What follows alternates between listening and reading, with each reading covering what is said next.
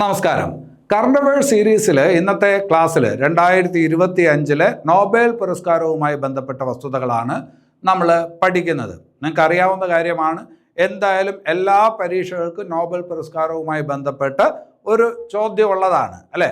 അപ്പോൾ അതുകൊണ്ട് ശ്രദ്ധിച്ച് തന്നെ ആ കാര്യം പഠിച്ചു വയ്ക്കുക. നല്ല രീതിയിൽ തന്നെ നമുക്ക് പഠിച്ചെടുക്കുന്നതിന് വേണ്ടിയിട്ട് ശ്രമിക്കാം.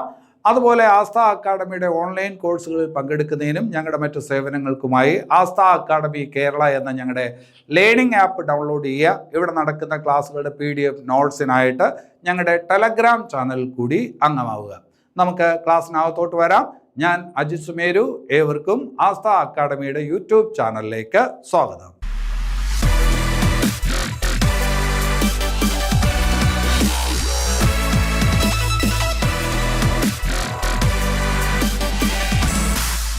ശരി, നോബൽ പുരസ്കാരം 2025 അതിലോട്ട് വരുന്നതിന് മുമ്പ് ആമുഖമായിട്ട് നോബൽ പുരസ്കാരവുമായി ബന്ധപ്പെട്ട ചില അടിസ്ഥാന കാര്യങ്ങൾ നമുക്കൊന്ന് നോക്കേണ്ടതായിട്ടുണ്ട്. നിങ്ങൾക്കറിയാവുന്ന കാര്യമാണ്, നോബൽ പുരസ്കാരം നൽകി തുടങ്ങുന്നത് 1901 മുതലാണ്. ഏത് കൊല്ലം മുതലാണ്? 1901 മുതലാണ് അല്ലേ?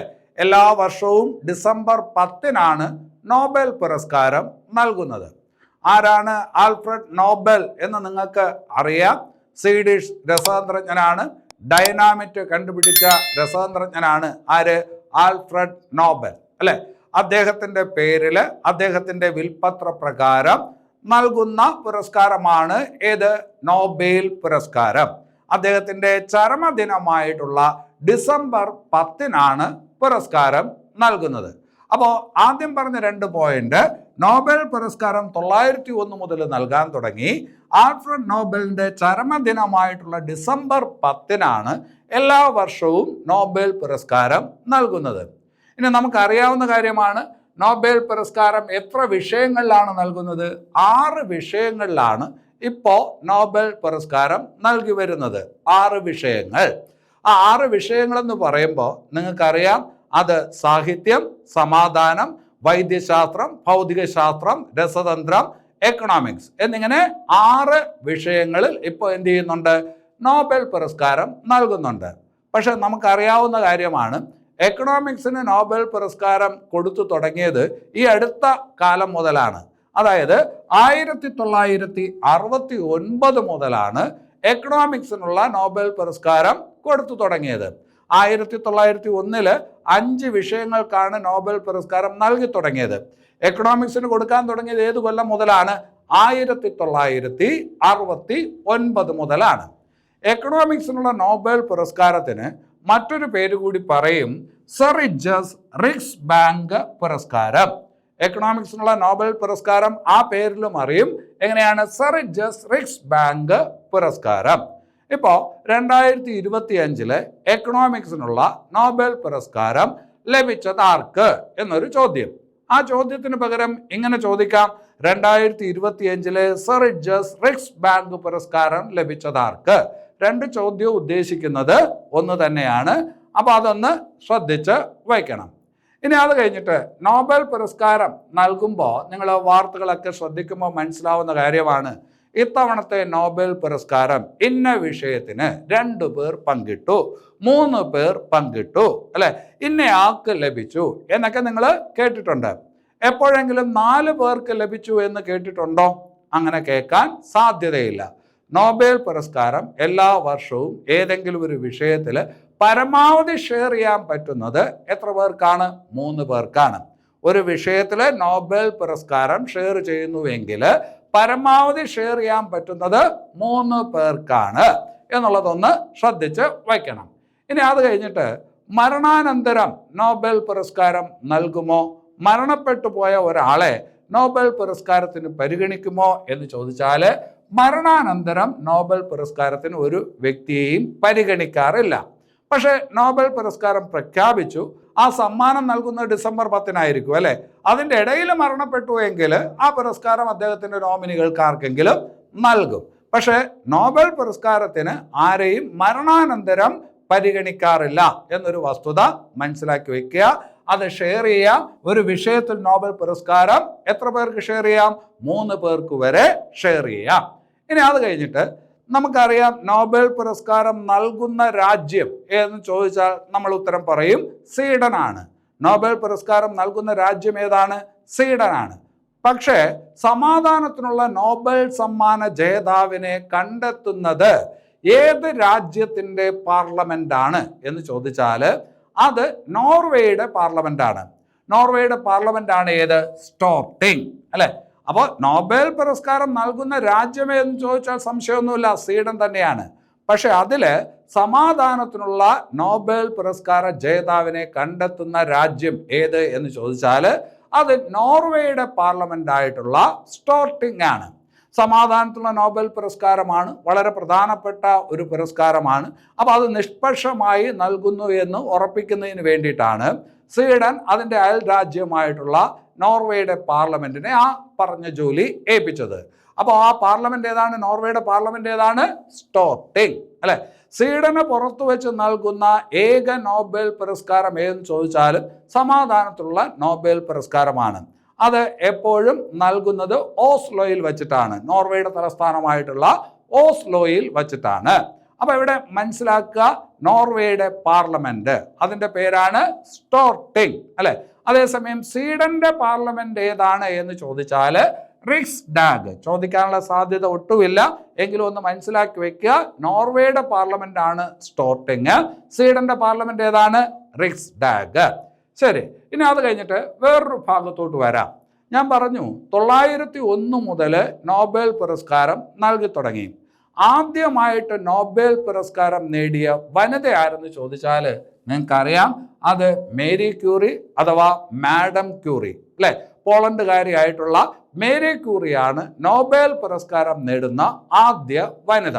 അത് മാത്രമല്ല, അവര് 2 വിഷയത്തിൽ നോബൽ പുരസ്കാരം നേടിയിട്ടുണ്ട്. അതായത് ഫിസിക്സിലും കെമിസ്ട്രിയിലും അവർക്ക് നോബൽ സമ്മാനം ലഭിച്ചിട്ടുണ്ട്. ആദ്യമായിട്ട് 2 വിഷയങ്ങളിൽ നോബൽ പുരസ്കാരം നേടുന്ന വ്യക്തി ആരെ എന്ന് ചോദിച്ചാലും ആര് തന്നെയാണ്? Madam ക്യൂറിയാണ്, Mary ക്യൂറിയാണ്. 1903-ലും 1911-ലും അവർക്ക് നോബൽ പുരസ്കാരം ലഭിച്ചിട്ടുണ്ട്. അപ്പോൾ 2 വിഷയങ്ങളിൽ ആദ്യമായി നോബൽ പുരസ്കാരം നേടുന്ന വ്യക്തി ആരെന്ന് ചോദിച്ചാലും ആര് തന്നെയാണ്? മാഡം ക്യൂറിയാണ്. ഇനി അത് കഴിഞ്ഞിട്ട് നോബൽ പുരസ്കാരം നേടുന്ന ഏറ്റവും പ്രായം കുറഞ്ഞ വ്യക്തി, നോബൽ പുരസ്കാരം നേടുന്ന ഏറ്റവും പ്രായം കുറഞ്ഞ വ്യക്തി ആരെന്ന് ചോദിച്ചാൽ അത് മലാല യൂസഫ്സായി ആണ്. നോബൽ പുരസ്കാരം നേടുന്ന ഏറ്റവും പ്രായം കുറഞ്ഞ വ്യക്തി ആരെന്ന് ചോദിച്ചാൽ പാകിസ്ഥാനിൽ നിന്നുള്ള പെൺകുട്ടിയാണ് മലാല യൂസഫ്സായി.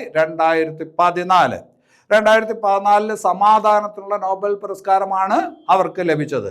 2014 ആ പുരസ്കാരം ലഭിക്കുമ്പോൾ അവർക്ക് 17 വയസ്സ് മാത്രമായിരുന്നു പ്രായം. അതേസമയം നോബൽ പുരസ്കാരം നേടുന്ന ഏറ്റവും പ്രായം കൂടിയ വ്യക്തി ആര് എന്ന് ചോദിച്ചാൽ ഒരു രസതന്ത്രത്തിന് നോബൽ സമ്മാനം കിട്ടിയ ഒരു വ്യക്തിയാണ് ജോൺ ബി ഗുഡിനഫ്. ജോൺ ബി ഗുഡിനഫ് അല്ലെ. അപ്പോൾ ഏറ്റവും പ്രായം കുറഞ്ഞ നോബൽ പുരസ്കാര ജേതാവാരെന്ന് ചോദിച്ചാൽ മലാല യൂസഫ്സായി. ഏറ്റവും പ്രായം കൂടിയ നോബൽ പുരസ്കാര ജേതാവാരെന്ന് ചോദിച്ചാൽ രസതന്ത്രത്തിന് നോബൽ പുരസ്കാരം നേടിയ ഒരു വ്യക്തിയാണ്. ആരാണ്? John B ഗുഡിനഫ്.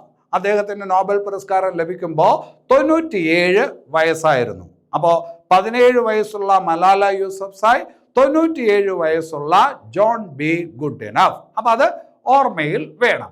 ഇനി നമുക്കറിയാം, നോബൽ പുരസ്കാരം ഏഷ്യയിൽ തന്നെ ആദ്യമായി നേടുന്നത് ആരാണ്? ഏഷ്യയിൽ തന്നെ നോബൽ പുരസ്കാരം ആദ്യമായിട്ട് നേടിയ വ്യക്തി 1913 സാഹിത്യത്തിനാണ് അദ്ദേഹത്തിന് നോബൽ പുരസ്കാരം ലഭിച്ചത്. രവീന്ദ്രനാഥ ടാഗോർ അല്ലെ.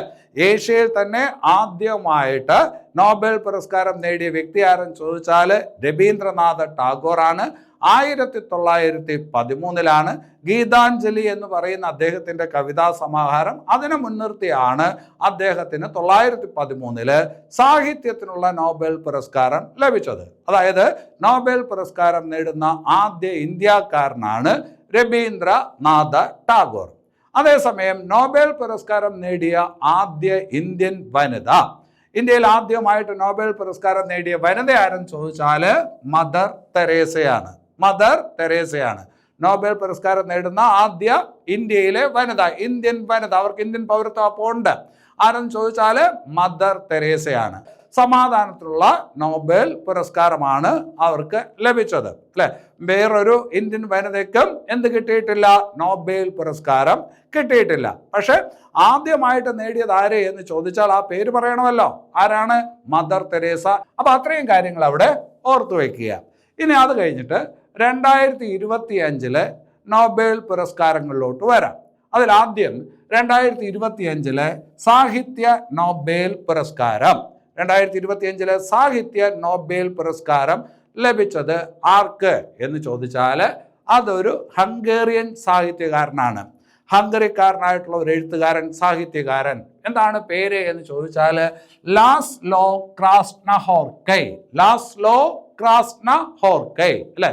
ലിറ്ററേച്ചറിനുള്ള നോബൽ പുരസ്കാരം ആർക്ക് ലഭിച്ചു? ലിറ്ററേച്ചർ. എല്ലാം നോക്കി വെച്ചാൽ മതി. ലാസ്ലോ ക്രാസ്നഹോർക്കൈ. എവിടുത്തുകാരൻ? ഹംഗേറിയനാണ്. എവിടുത്തുകാരനാണ്? ഹംഗറിക്കാരനായിട്ടുള്ള ലാസ്ലോ ക്രാസ്നഹോർക്കൈക്കാണ് 2025 സാഹിത്യ നോബൽ പുരസ്കാരം ലഭിച്ചത്. അവിടെ ഒരു കാര്യം കൂടി നിങ്ങൾ ശ്രദ്ധിച്ചു വയ്ക്കണം. അദ്ദേഹത്തിൻ്റെ ആദ്യത്തെ കൃതി എന്താണെന്ന് ചോദിച്ചാൽ സദാന്തോങ്കോ എന്ന് പറയുന്നതാണ് അദ്ദേഹത്തിൻ്റെ ആദ്യത്തെ കൃതി. സദാന്തോങ്കോ. സദാന്തോങ്കോ വേറെ രീതിയിൽ സാത്താൻ ടാങ്കോ എന്ന് വേണമെങ്കിലും വായിക്കാം.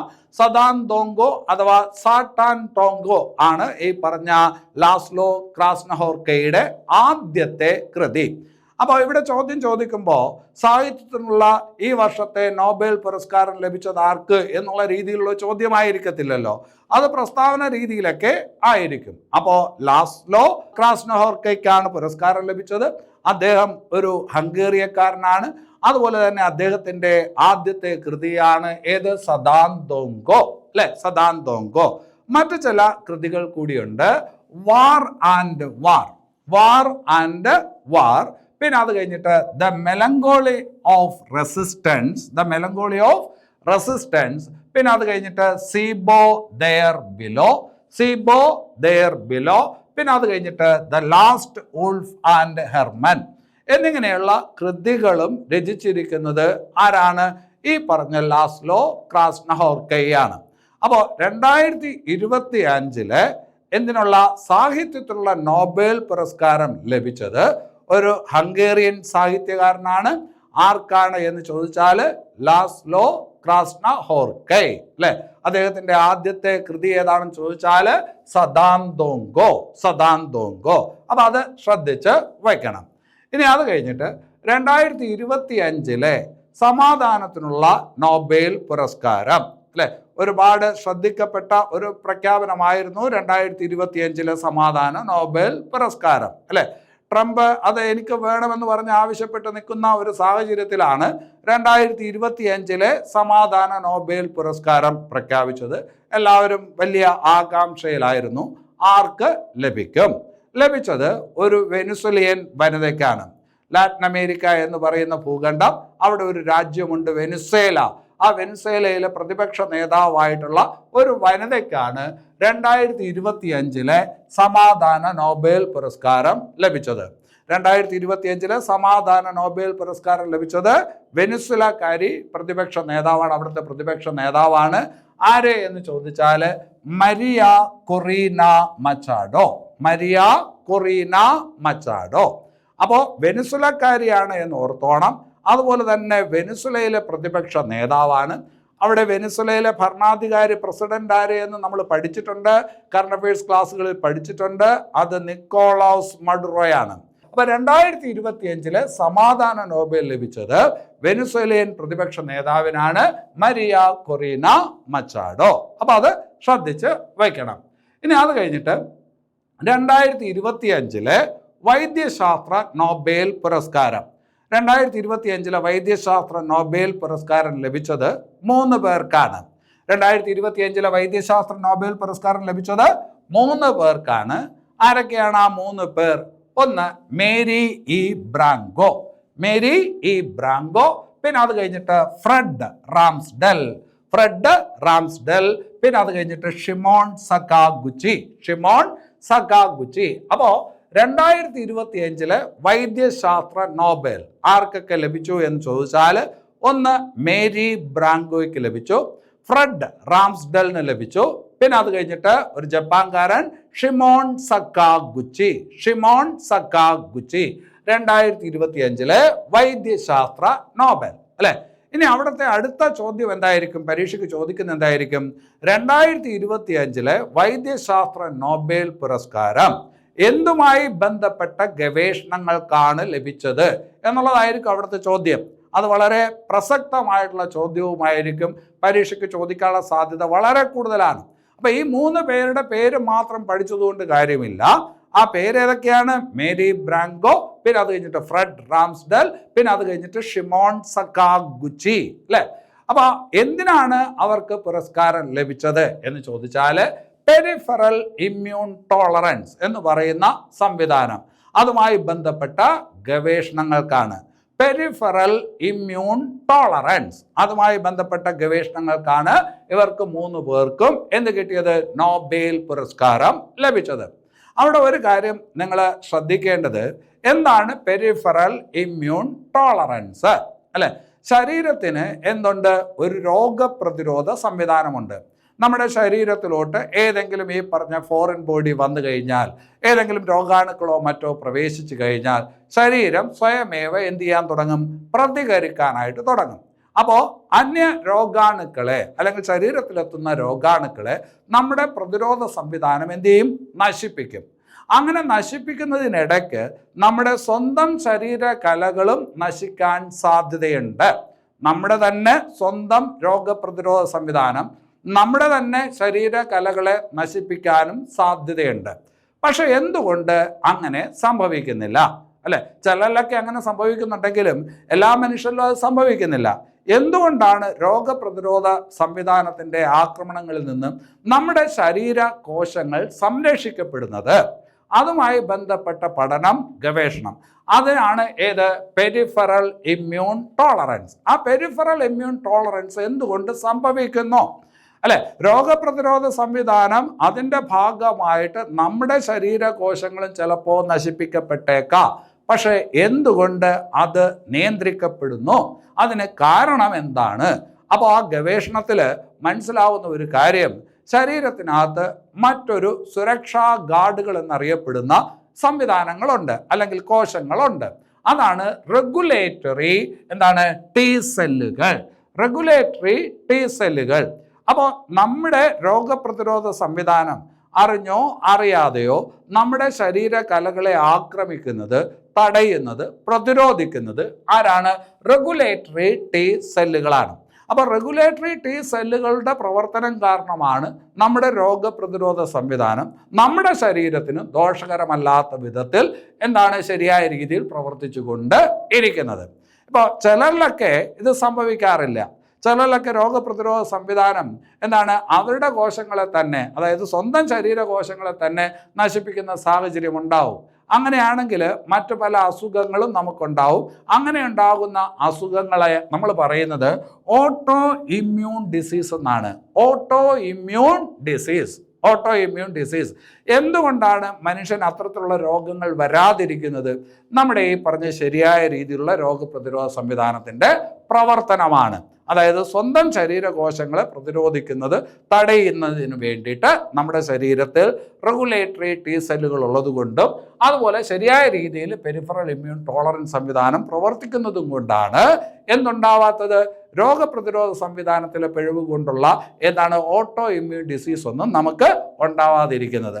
അപ്പോൾ അതുമായി ബന്ധപ്പെട്ട പഠനങ്ങൾക്കും കണ്ടുപിടുത്തങ്ങൾക്കുമാണ് 2025 വൈദ്യശാസ്ത്ര നോബൽ പുരസ്കാരം ഈ 3 പേർക്ക് നൽകിയത്. ആരൊക്കെയാണ് ആ 3 പേർ? ഒന്ന് മേരി ബ്രാങ്കോ, പിന്നെ അത് കഴിഞ്ഞിട്ട് ഫ്രെഡ് റാംസ്ഡെൽ, പിന്നെ അത് കഴിഞ്ഞിട്ട് ഷിമോൺ സക്കാഗുച്ചി. അപ്പോൾ അത് ഓർത്ത് വയ്ക്കണം. ഇനി അത് കഴിഞ്ഞിട്ട് വളരെ ഇമ്പോർട്ടൻ്റ് ആയിട്ടുള്ള മറ്റൊരു കാര്യമാണ് 2025 ഭൗതിക ശാസ്ത്ര നോബൽ. 2025 ഭൗതിക ശാസ്ത്ര നോബൽ പുരസ്കാരവും 3 പേർക്കാണ് നൽകിയത്. 3 പേര് പങ്കിടുകയായിരുന്നു. ആരൊക്കെയാണ് ആ 3 പേര്? ഒന്ന് ജോൺ ക്ലാർക്ക്, വേറൊന്ന് ജോൺ എം മാർട്ടിനസ്, വേറൊന്ന് മിഷേൽ ഡെവോററ്റ്. മിഷേൽ അല്ലെങ്കിൽ മൈക്കേൽ ഡവോററ്റ്. മിഷേലും മൈക്കേലും ഒക്കെ ഒന്ന് തന്നെ. മിഷേൽ ഡവോററ്റ് അല്ലെങ്കിൽ ജോൺ ക്ലർക്ക്, പിന്നെ അത് കഴിഞ്ഞിട്ട് ജോൺ എം മാർട്ടിനസ്.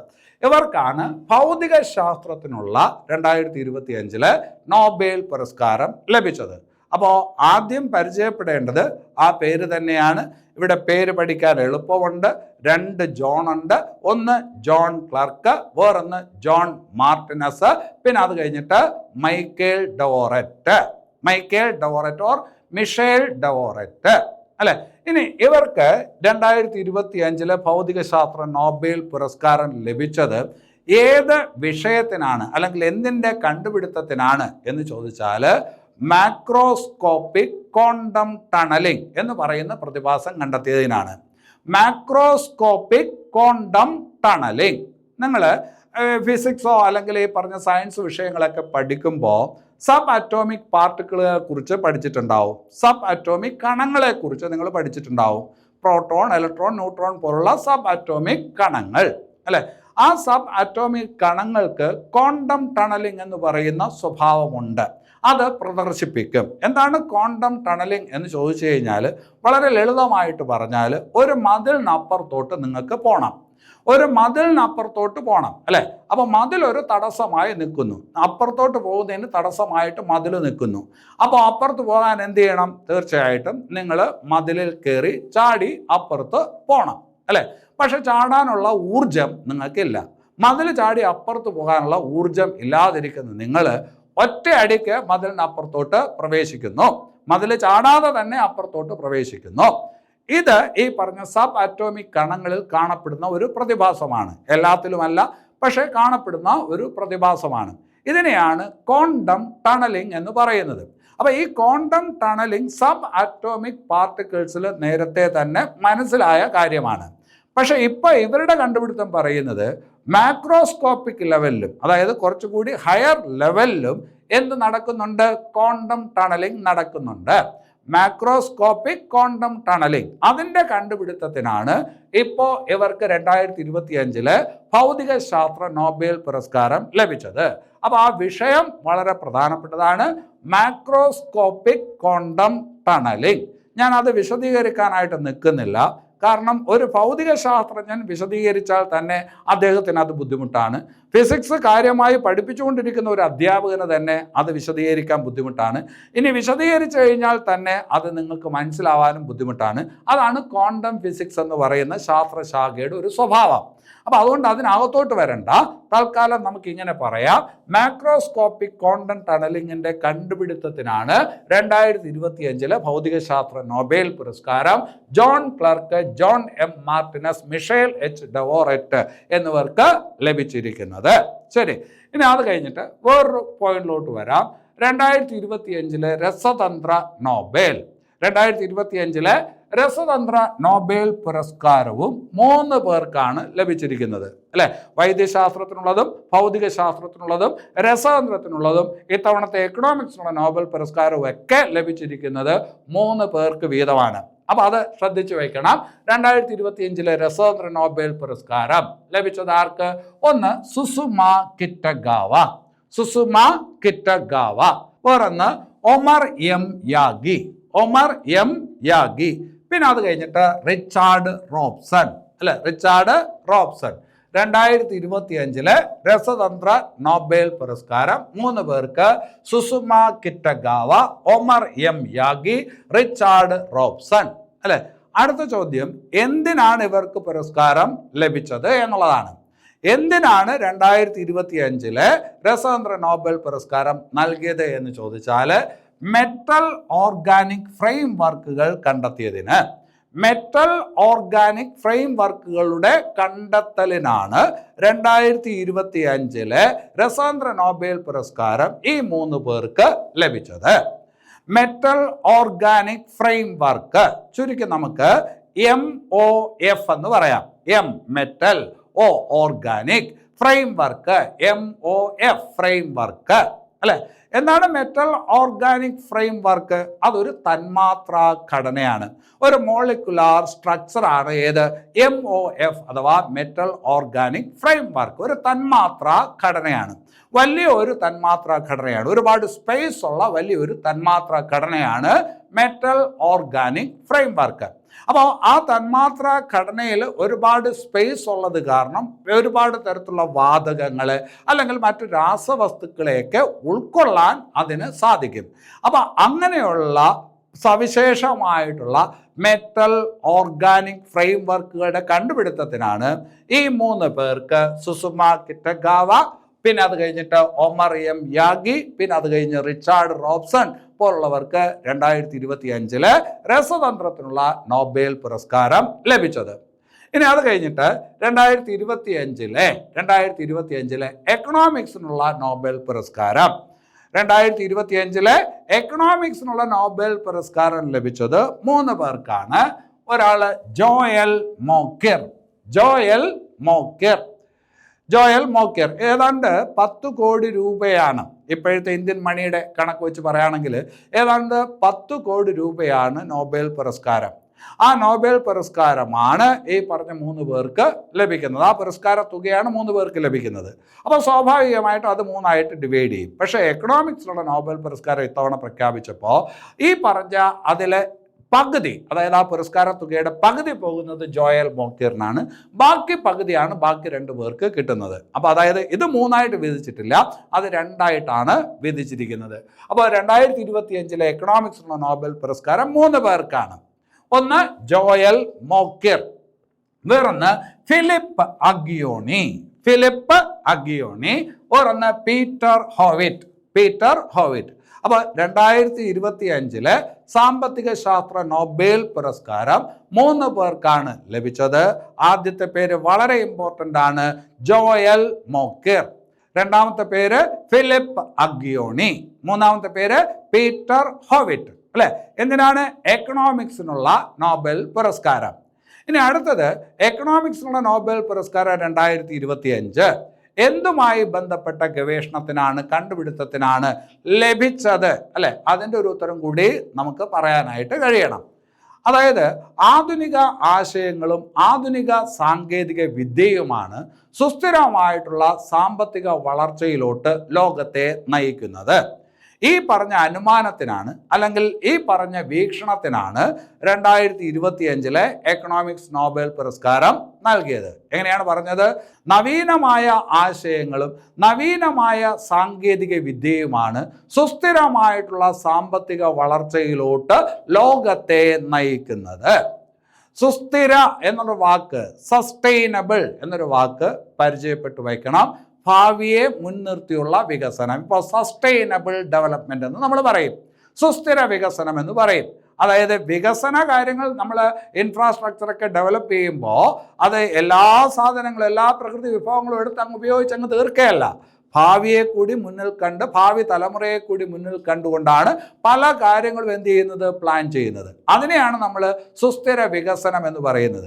അപ്പോൾ അതുപോലെ സുസ്ഥിര സാമ്പത്തിക വളർച്ചയ്ക്ക് നവീനമായിട്ടുള്ള ആശയങ്ങളും നവീനമായിട്ടുള്ള സാങ്കേതിക വിദ്യകളും ഉപകാരപ്പെടുന്നു എന്നുള്ള കണ്ടെത്തലിനാണ് 2025 എക്കണോമിക്സിനുള്ള നോബൽ പുരസ്കാരം ജോയൽ മോക്കിറിന്, പിന്നെ അത് കഴിഞ്ഞിട്ട് ഫിലിപ്പ് അഗ്യോണിക്ക്, പീറ്റർ ഹോവിറ്റ് എന്നിവർക്ക് ലഭിച്ചത്.